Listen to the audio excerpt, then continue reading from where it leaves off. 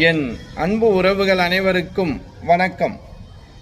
21/11/2025 வெள்ளிக்கிழமை நமக்கு அற்புதமான அனுச நட்சத்திரம் பகல் 2:26 வரைக்கும் இருக்கு.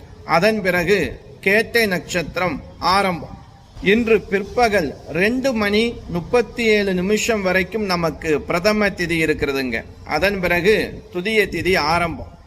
இன்று நாள் நேத்திரம் ஜீவன் எப்படி இருக்குன்னு பார்க்கலாம். நேத்திரம் பொறுத்த வரைக்கும் இன்று நாள் முழுவதும் பார்வை இல்லை. ஜீவனை பொறுத்த வரைக்கும் இன்று நாள் முழுவதும் உயிர் இல்லை. இந்த நாள் சுபகாரியம் செய்ய உகந்த நாள் அல்ல. பரிகாரம் தெய்வ வழிபாடு செய்ய உகந்த நாள்.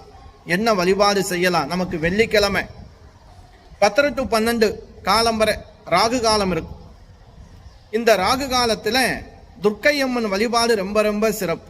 உங்கள் ஊருக்கு அருகாமையில் அம்மன் ஆலயமாக இருந்தாலும் சரி, அது பத்ரகாளி ரூபத்தில் இருந்தாலும் சரி, அங்காள பரமேஸ்வரியாக இருந்தாலும் சரி, ஆதி பராசக்தி பெண் வடிவில் இருக்கக்கூடிய தெய்வங்கள் வழிபாடு ரொம்ப சிறப்பு. இந்த நேரம் காலையில் 10 to 12 ராகு காலம் என்ன செய்யலாம்? மாவிளக்கு தீபம், மாவிளக்கு ரெடி பண்ணி அதில் பஞ்சு திரியிட்டு பசு நெய் ஊற்றி விளக்கேற்றுங்க. 2 ஏற்றுங்க. 2 மாவிளக்கு தீபமாக ஏற்றுங்க. குடும்பம் மகிழ்ச்சி உண்டாகும். வாழ்க்கையில் இருக்கக்கூடிய தடைகள் குறைகள் எல்லாம் நிவர்த்தி ஆகும்.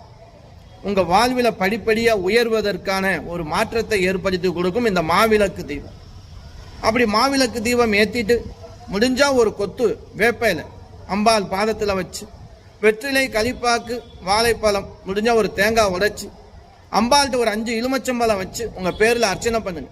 அந்த வேப்பலை கொத்தும் 5 எலுமிச்சம்பழத்தில் ஒரு 3 எலுமிச்சம்பழத்தை வாங்கி உங்களுடைய பூஜை அறையில் வைங்க. கண்டிப்பாக உங்கள் வீட்டில் அந்த அம்மன் அருள் பாலிப்பாங்க. லக்ஷ்மி ஐஸ்வர்யம் இருக்கும். குடும்பத்தில் இருக்கக்கூடிய வறுமை பிரச்சனைகள் கண்டிப்பாக படிப்படியாக தீர்வுக்கு வரும். மனக்குழப்பம் நீங்கும். அந்த குடும்பத்தில் நல்ல தூக்கம் இருக்கும், சந்தோஷம் இருக்கும். வேலை வாய்ப்பு மூலியமாக லாபம் உண்டாகும். குடும்ப நிறைவு சந்தோஷங்கள் அதிகரிக்கும்.